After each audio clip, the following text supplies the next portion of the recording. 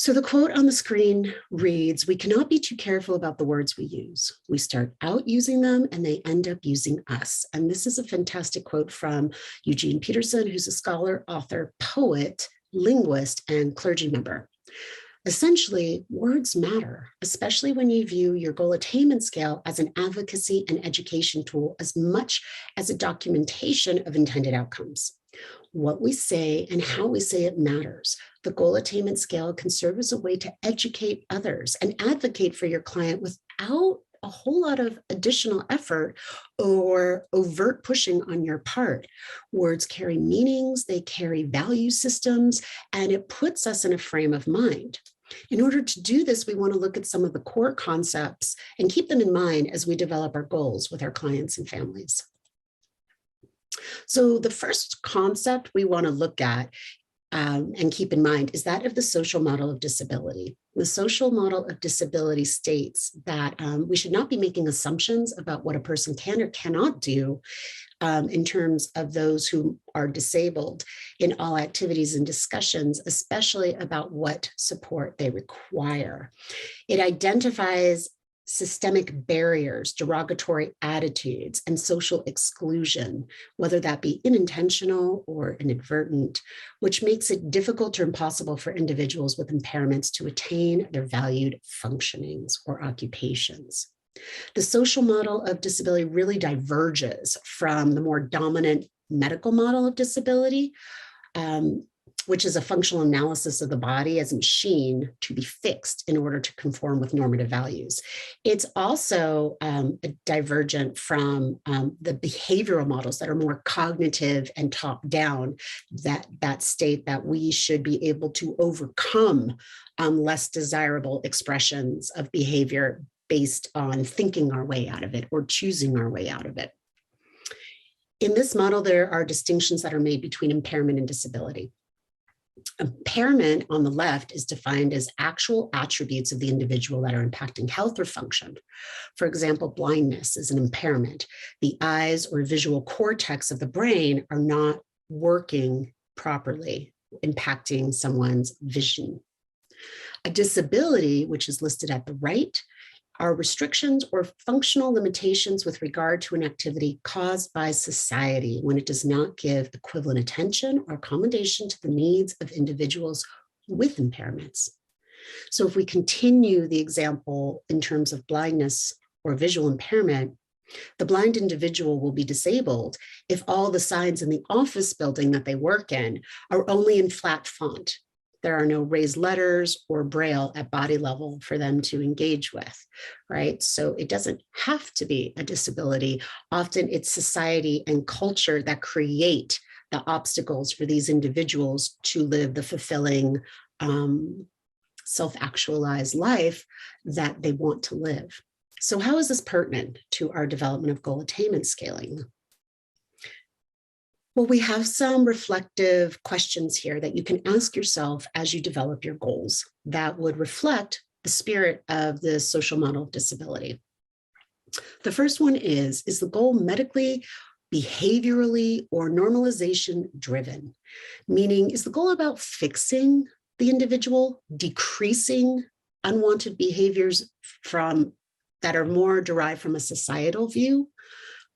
The next goal. Is the goal about the client or about the system, right?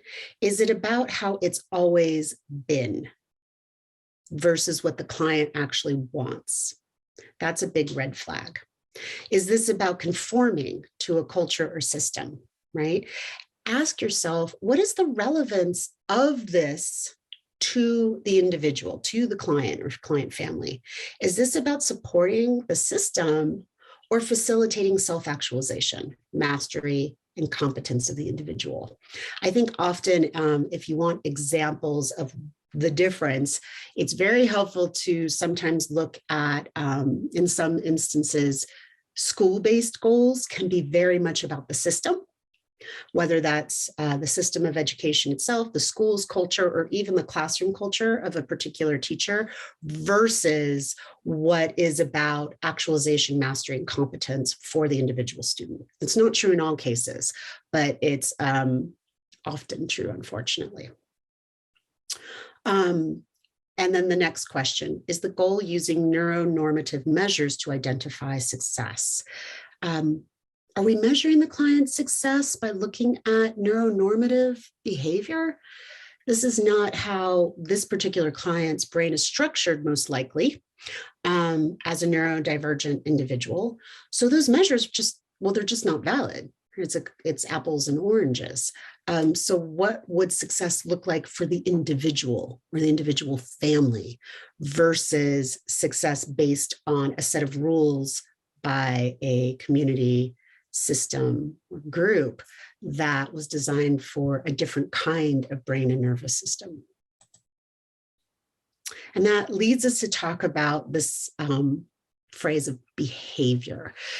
Behavior in our world has become synonymous with something negative, and often something that we think an individual is choosing to do or has control over. Really, the definition of behavior is much more about an expression, an outwardly expression. It's communication. And that's its most neutral and objective version. So we really want to be careful when we talk about behavior, because especially in pediatrics, it carries a negative connotation, and there's really no way around that. So we want to think about other kinds of language we can use to express what we're trying to get done.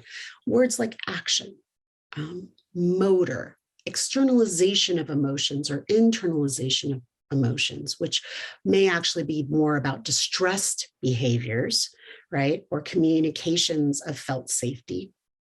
Performance, engagement, communication, expression of skill, demonstration of capacity, involuntary action or disinhibition, and even potentially physical pain, which may be transferred. So moving forward, I'm probably going to typically swap out the term behavior with expression, because that's what makes the most sense to me. But you can see how I use these terms interchangeably. Okay, so that brings us to self-determination theory. So self-determination theory, as defined by Deci and Ryan, is the act or power of making up one's own mind about what to think or do without outside influence or compulsion. Self-determination theory is a macro theory of human motivation and personality concerning people's inherent growth tendencies and their innate psychological needs. It's concerned with the motivation behind the choices that people make without any external influence and interference. Self-determination theory focuses on the degree to which an individual's behavior is self-motivated and self-determined. And again, that explanation is from Deci and Ryan. Self-determination theory identifies 3 innate needs that, if satisfied, allow for optimal function and growth of all humans. And they are listed here on this slide. The 3 are competence, relatedness, and autonomy. Let's start with competence. White defines competence as the concept that refers to being effective in dealing with the environment a person finds themselves in, right? We might also think of this often as agency, that I have the ability to make change for myself in a situation. Relatedness, which fits in really well with the STAR frame of reference that looks at sensory processing, regulation, and relationship as these 3 main domains of development. Again, we see it here, that relatedness is this universal want to be connected, to interact, and to experience caring for others and to care for others too. And that definition is provided by Baumeister and Leary. Also, relatedness plays this really important role in academic role and performance, as pointed to by Skinner. So relatedness is a really big part of this. We can't leave it out. If you have any kind of DIR training, or you've done a lot of work in the area of relationship, then this might bring to mind, as it does for me, the idea of serve and return, and how serve and return can really drive our development, right? We often do things because of the response we get from other people. This is particularly true, I think, in pediatrics, as well as adulthood, now that I think about it, in adolescence. I guess it's all about who is driving you. Then there's autonomy. This is the universal urge to be causal agents in our own life and act in harmony with our integrated self. This concept doesn't mean that we want to be independent of others. This is more about interdependence and the ability to take care of ourselves, but not at the cost of cutting connection, okay?